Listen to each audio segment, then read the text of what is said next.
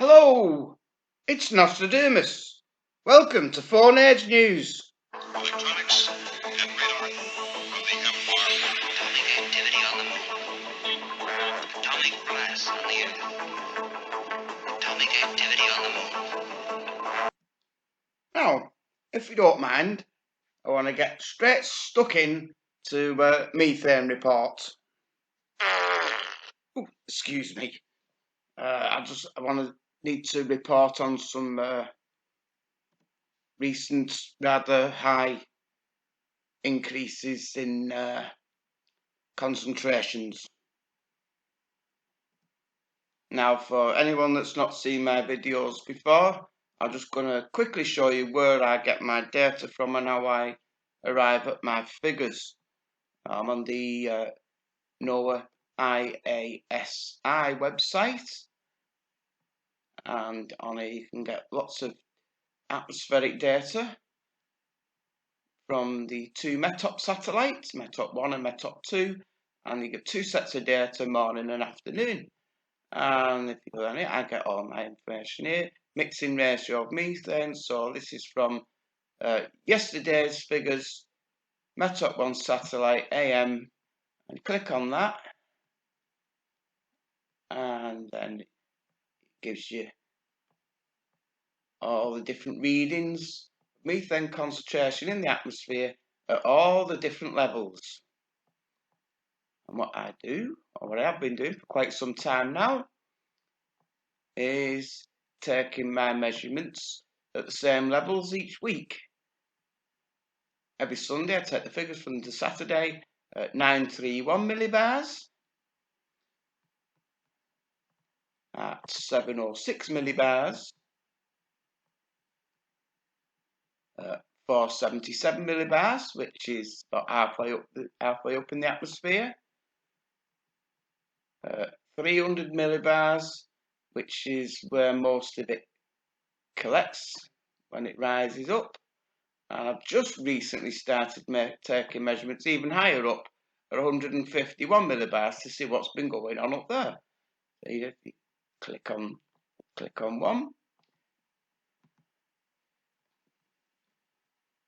and it gives you the average and what the minimum was and what the highest reading was. But I've just been noting down the average level each week on both satellites, AM and PM, and averaging out the four means. So I've got an average of averages, and it gives you a good indication on how quickly the levels in the atmosphere are rising. So enough of that, let's see the latest results.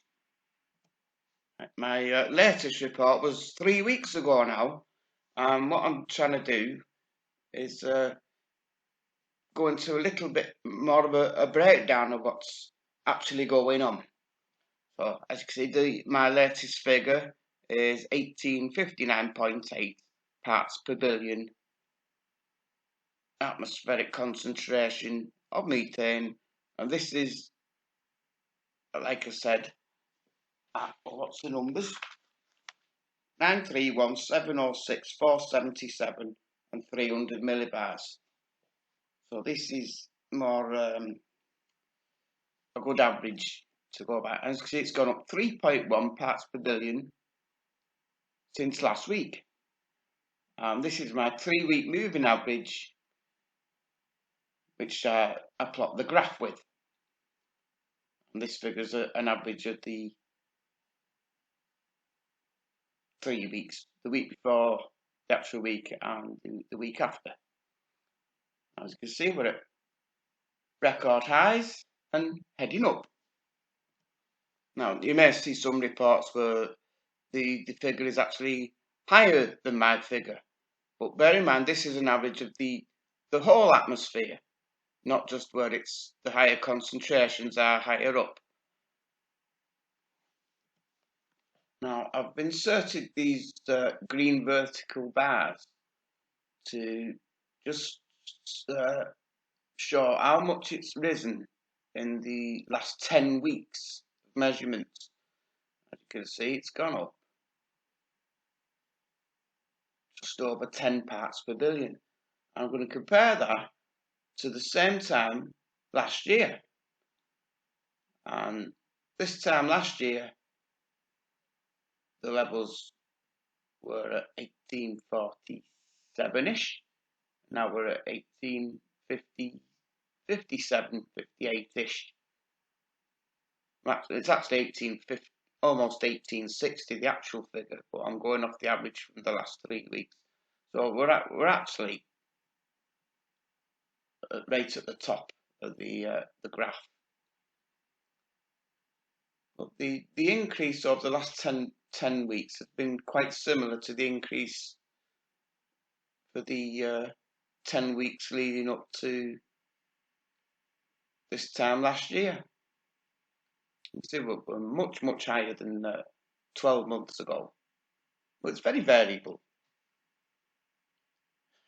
Now let's take a closer look at 300 millibars. And we've had an increase of 4.3 parts per billion just on last week alone.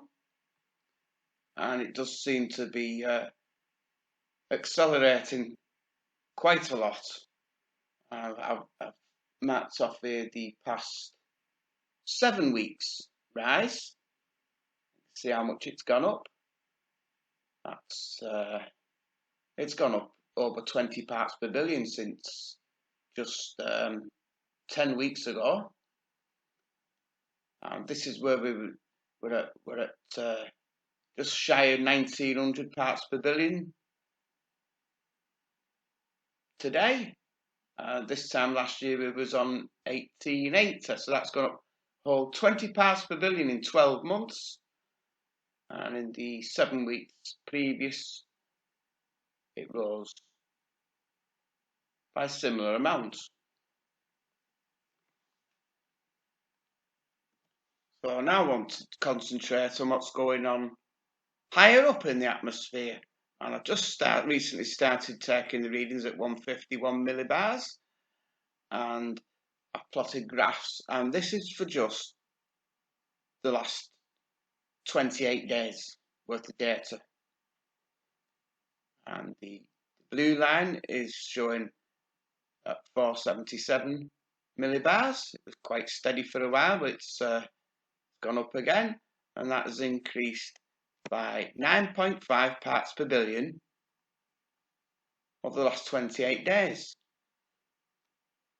At 300 millibars, where most of the concentration is, in the last 28 days, it's gone up 10.5 parts per billion, and even at the 151 millibars, which is really quite high up, that's risen by 10 parts per billion.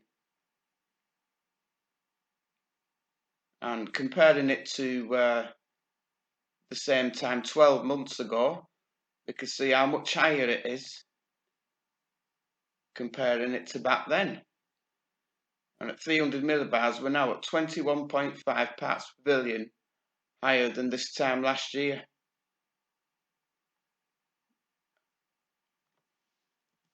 As I've indicated here on the graph, the 2019 levels. So seem to be increasing quite rapidly at the moment.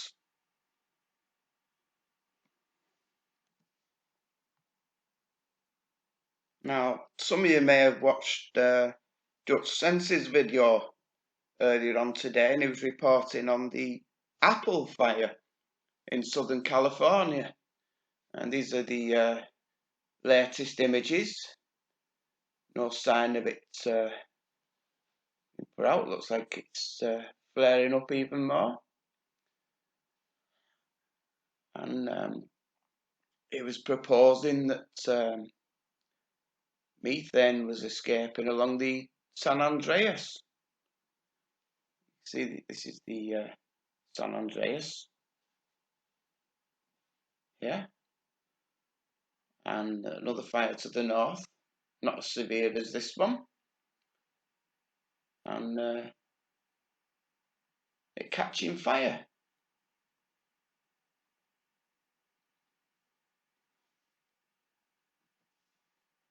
You can take a look at this yourself. I'm on the Next Lab satellite and radar, and I'm on the localized sectors, and you click on natural colour fire. And you can keep up to date following that with all the latest imagery, if you like. Looks terrible, the whole mountain looks like going up, and I think there's been about at least 8,000 evacuated up to now. Last time I checked. Awful. This is over on Twitter. Pictures of the apple fire. Looks like a volcano's gone off. Look at that. Massive. That's from 20 hours ago, that.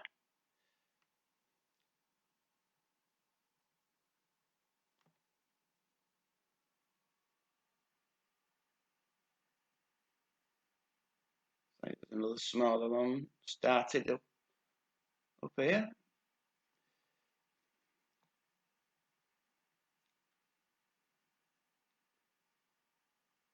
Whoa.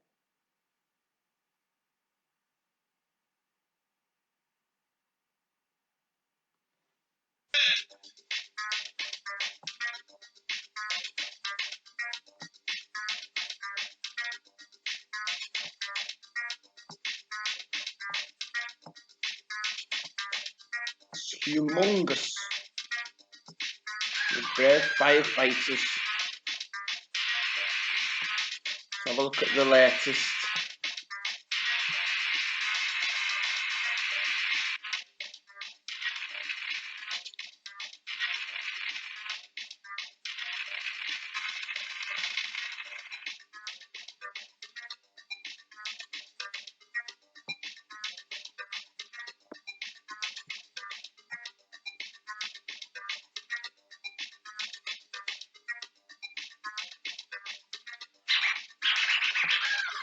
(20,516 acres, 0 containments).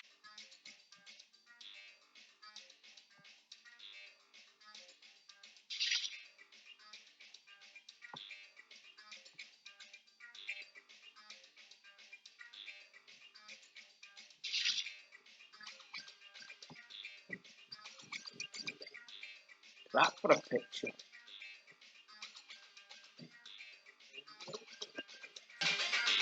It's the apocalypse.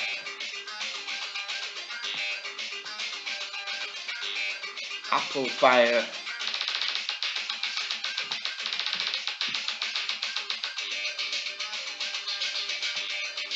I'm not going to put that out.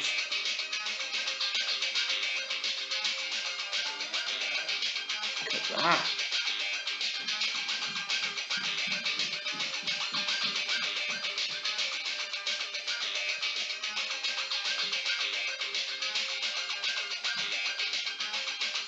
Prepare and get the fuck out. Early August.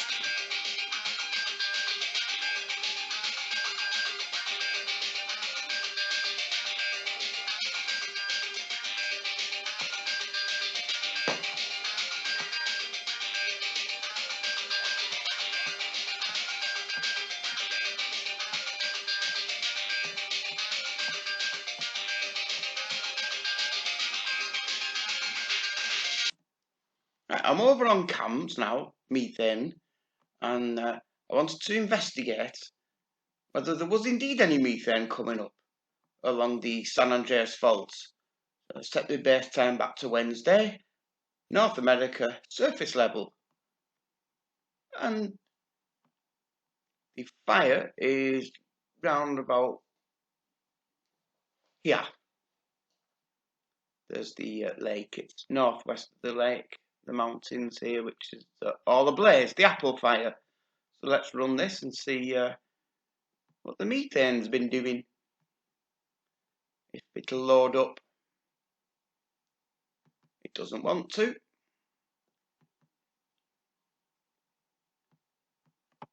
Ah, here we go.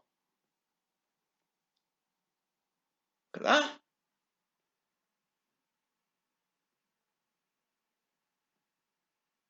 It's indeed a explosion of methane. Not just there, but on southern California, all along San Andreas, and at the north end of the San Andreas, and in the spot in the middle.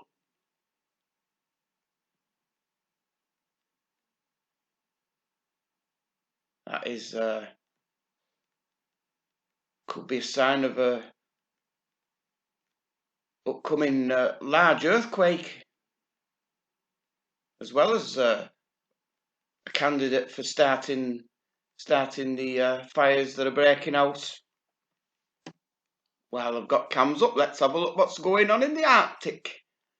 And we've got massive methane releases up here by the, I think it's the Kara Sea and the Laptev Sea, just around this island here.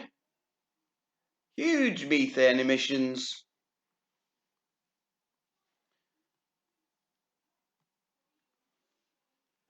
Oh, this is the area where all the methane's coming up, and this is the shallow continental shelf, where all the methyl cloth rates are probably locked up, but not for much longer. I bet that sea's all frothy and bubbling with bubbles at the moment.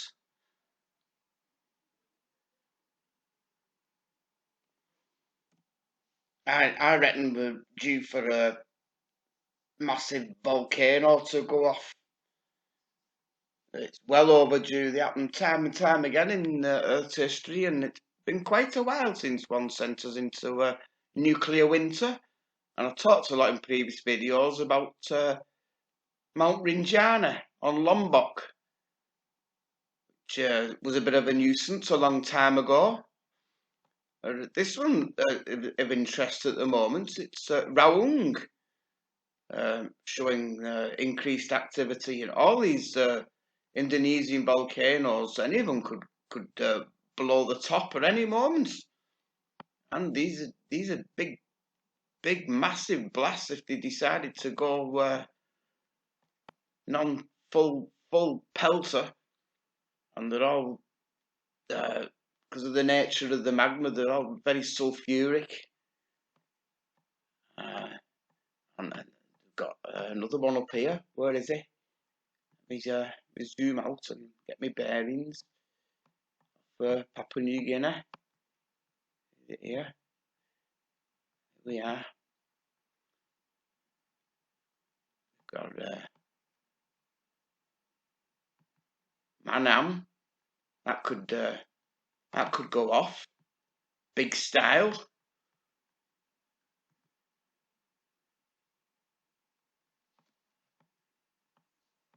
We are in 2020.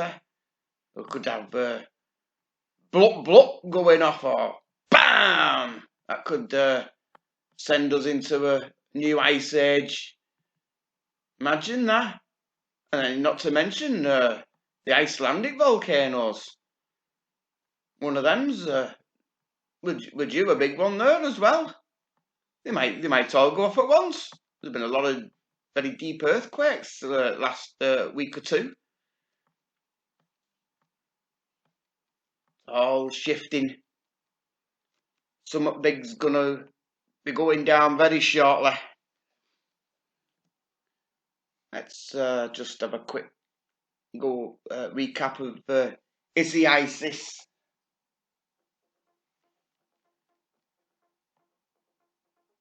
Current wind speed 65 miles per hour, so it's not a hurricane anymore. I think it was for a little while. Just went a little bit too far to the west. interacted with the coast, took all its, sapped all its energy out.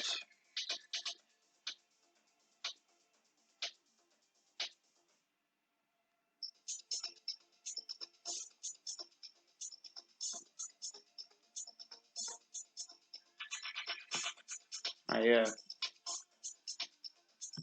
caught this, did this on my phone. This was in infrared, and what it did in the space of 2 hours yesterday. Let's watch this.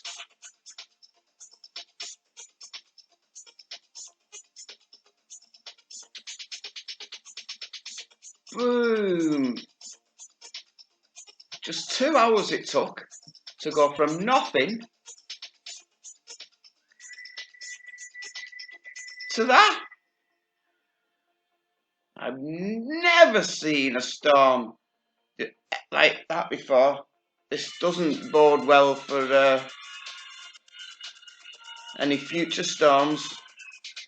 The sea's so warm at the moment. We're already record-breaking number of early named storms. We might get a few Cat 6s and Cat 7s in the coming weeks. Now, here's a report from Science Alert, and this gives a bit more leverage to my theory on negative feedbacks and how the Earth could quickly be plunged into a new ice age because of what people are doing, throwing all that carbon dioxide into the atmosphere. Carbon emissions are chilling the atmosphere 90 kilometres above Antarctica. Greenhouse gases are warming the Earth's surface, but they're also causing rapid cooling far above us at the edge of space. Antarctica, the atmosphere above Antarctica is cooling at a rate 10 times faster than the average warming at the surface. It's all destabilising. The heat at the surface is destabilising the upper atmosphere. It's actually in the mesosphere.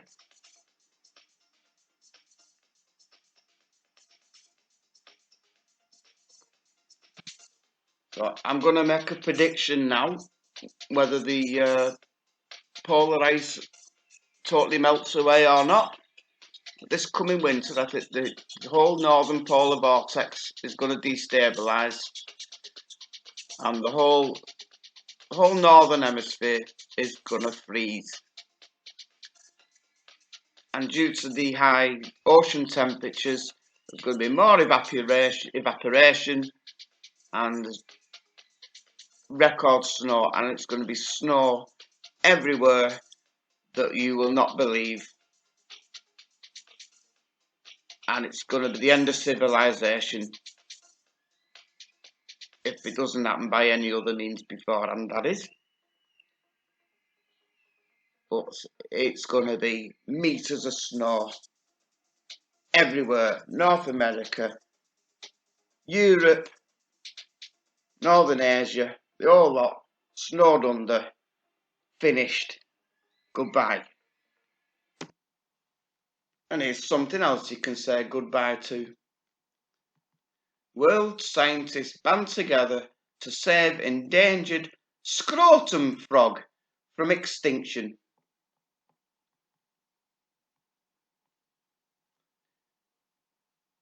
A group of international scientists are banded together to save an endangered amphibian known as the scrotum frog. The scrotum frogs, or Telmatobius culeus, also known as Testiculus bagius, live primarily near Lake Titicaca on the border of Peru and Bolivia. Their loose skin creates large flaps and folds across their body, which has earned them their unfortunate nickname. They're considered endangered due to overharvesting for traditional medicine. The amphibians are thought to be an aphrodisiac and are mixed into a drink called frog juice. Their bodies are also worn as amulets. The frog is also under threat from mining pollution and invasive trout which eat their tadpoles.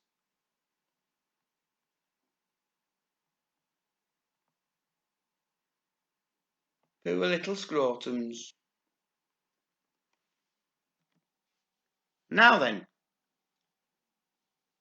why don't the Merkles want people to take pictures of little baby Harry? It's 'cause he's not finished yet. That's why. It's not Charlie Boy that's funding Harry and Schmeggen. It's this chap, Zuckerberg.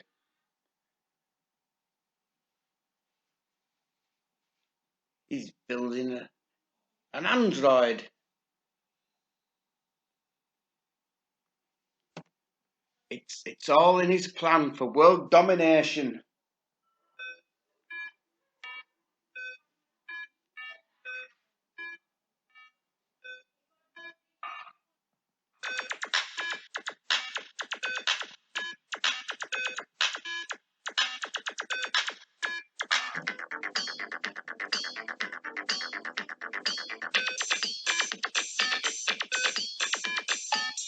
Thank you all very much for watching.